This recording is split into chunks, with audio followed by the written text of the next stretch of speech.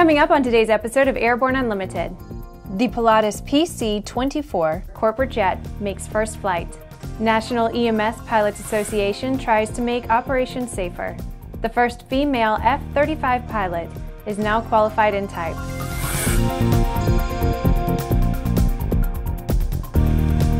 I'm Bree Cross. It is May 12, 2015, and this is Airborne Unlimited.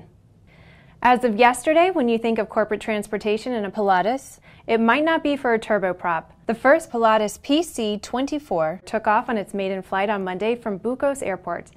The twin-engine business jet lifted off in just under 2,000 feet and climbed to 10,000 feet in around 3 minutes. It flew across central Switzerland for a total of 55 minutes, and according to reports, the flight went exactly as planned. Throughout the flight, the PC-24 was accompanied and monitored by a PC-21.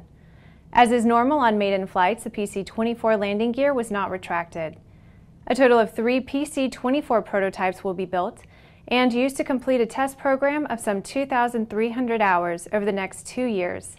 Certification and initial deliveries of the first aircraft to come off the production line are planned for 2017.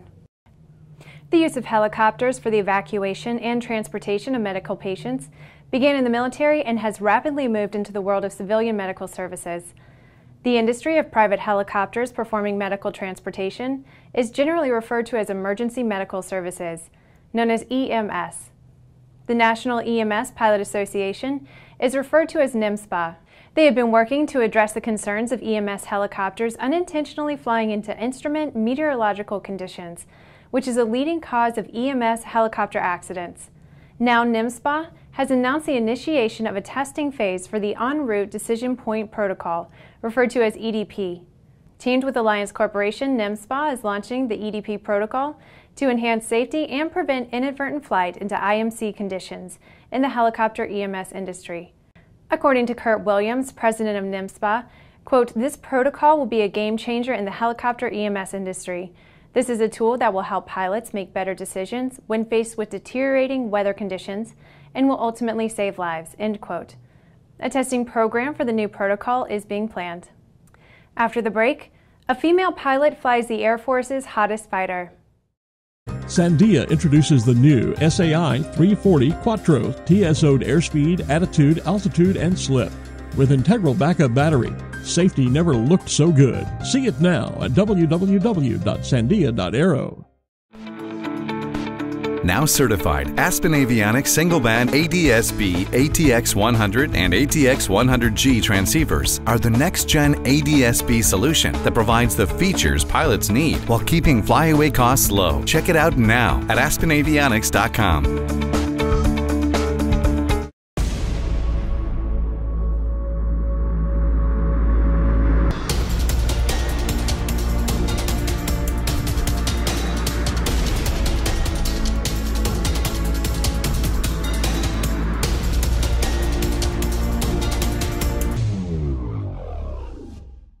Redbird is quickly becoming the industry standard for flight training. Since Redbird introduced its revolutionary FMX in 2007, colleges, universities, and flight training operations around the world have integrated Redbird products into their curriculum. It's time to discover what Redbird can do for you. Join the migration.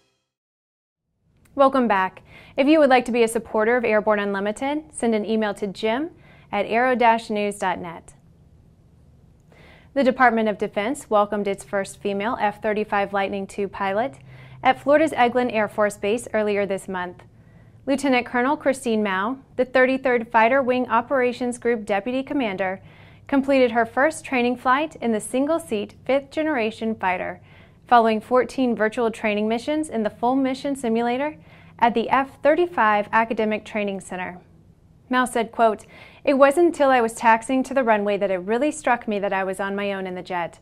I had a chase aircraft, but there was no weapons system officer or instructor pilot sitting behind me, and no one in my ear like in simulators," end quote.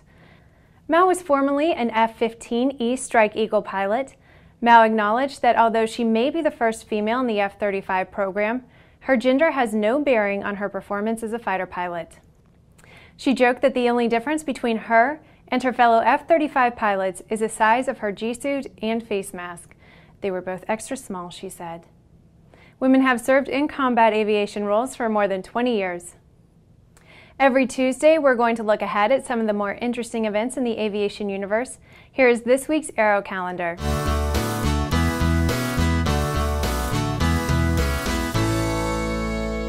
From blowout air shows to the local hometown events, there's a lot going on this weekend. If it's action you're after, the Great New England Air Show is set for the weekend of May 16th and 17th. The action takes place at the Westover Air Reserve Base in Chicopee, Massachusetts. They're featuring the Navy Blue Angels and the Canadian Snowbirds jet team. That'll be a great show. The Idaho Aviation Expo is also scheduled for the weekend of May 16th and 17th, and you'll see from bush planes to turboprops, from backcountry to business. Numerous vendors will be on hand, and it is being held at the Idaho Falls Regional Airport. May 16th marks the AOPA Salinas Fly-In at the Salinas Airport in California. It is a celebration of general aviation. The grassroots gathering features something for everyone, with exhibitors, aircraft displays, seminars, and activities to interest and delight the entire family. If you are looking for a hometown happening, the Girlfriends of the Airport invite the public and pilots to a day of fun at the South Grand Lake Airport in Oklahoma. It takes place on May 16th, and there will be vintage airplane rides, tethered balloon flights, and lots of interesting aircraft on display. After these messages, Tuskegee Airmen are honored at the Lackland Heritage Museum. There's a difference between charting a steady course and pushing for the ceiling.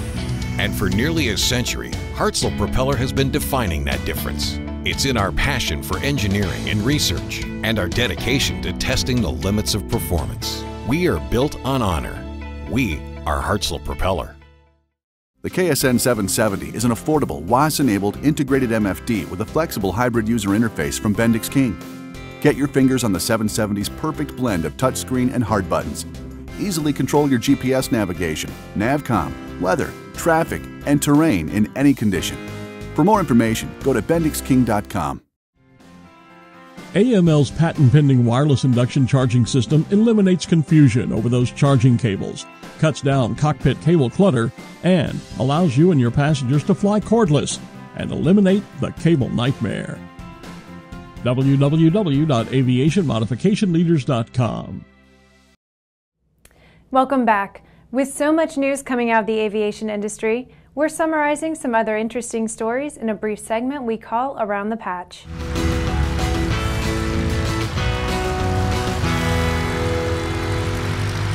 A Tuskegee Airmen exhibit has opened to the public at the Joint Base San Antonio Lackland Airport Heritage Museum.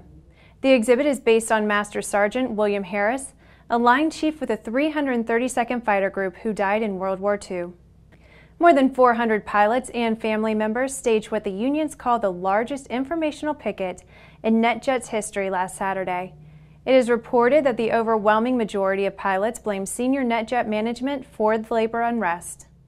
Bombardier has ID'd Swiss International Airlines as the first customer to take delivery and operate the C-Series aircraft when the CS-100 aircraft enters services in the first half of 2016. Bombardier is targeting the end of 2015 for CS-100 type certification. A new website, AirMap, has been launched, and it has valuable information for anyone wanting to operate a UAV. The online map allows users to determine the airspace restrictions in the area that they would like to fly their unmanned aircraft. It has been 12 years since Per Lindstrand left mainstream balloon building. He is noted for the high-flyer tethered aerostat he developed after leaving, but now he is re-entering the hot air balloon business. Well, that's it for today's trip around the patch. Now let's move on to the rest of the news. A New Jersey judge has just ruled that Reddington Township attempted to deceive and manipulate voters in 2006 in an effort to limit expansion and take control of Solberg Airport through the use of eminent domain. Solberg Airport is a family-run airfield west of Newark. The judge found that the township, quote, engaged in an elaborate public agitation effort to incite voter opposition, end quote, to the airport, which led to a, quote, opaque condemnation action, end quote. The judge also said that the township had hired a public relations firm specifically to raise concerns that the small GA airport would become a jet port and promote a major, quote, not in my backyard campaign to block runway expansion. The result of the judge's decision is that Reddington will now be responsible for such amounts as the court determines to be due to the Solbergs under the law, as a result of the decision, and the amount could be in the millions. Well, that's it for our program for today. Remember to get comprehensive, real-time, 24/7 coverage of the latest aviation and aerospace stories anytime at aero-news.net. Remember that Airborne Unlimited is streamed daily, Monday through Friday, with additional breaking news bulletins for important stories that fall outside of our normal deadlines. Please join us and a growing roster of over 100 outstanding industry associations and organizations every weekday for the best in aviation and aerospace news from the staff of the Aero News Network, the aviation world's most comprehensive news and information resource.